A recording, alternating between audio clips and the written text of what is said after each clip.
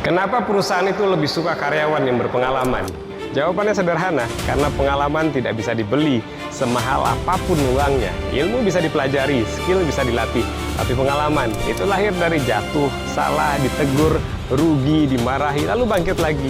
Orang yang berpengalaman itu sudah seperti memegang kunci jawaban. Masalah belum datang, dia sudah tahu jalannya. Makanya pesan saya untuk anak-anak muda, dari SMA jangan cuma sekolah, cari pengalaman, mulai dagang kecil-kecilan, ikut organisasi, aktif di kegiatan, biasakan tanggung jawab, karena nanti ijazah hanya membuka pintu, tapi pengalaman yang bikin kamu dipertahankan.